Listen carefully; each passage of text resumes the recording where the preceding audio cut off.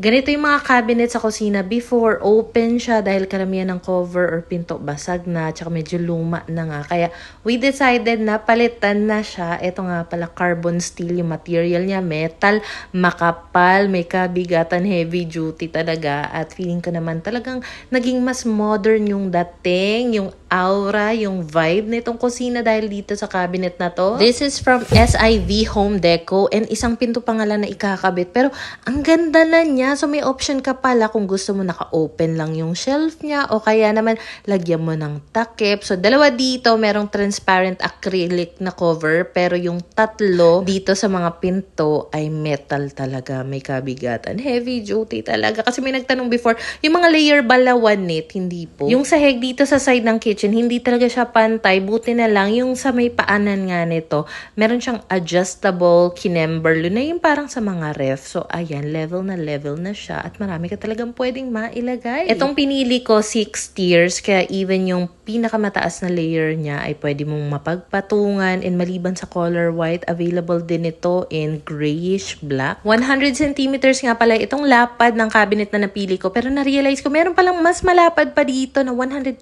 centimeters at saka hindi lang siya pang kitchen, pwede siya sa living room, pwede nga rin to sa office. May mga hooks pa yung kasama kaya pwede ka magsabit dito sa gilid. Yung iba nagtatanong, pwede ba yung lagyan ng mga damit? Pwede po. So, kumpet nyo rin yung link nasa baba or comment section.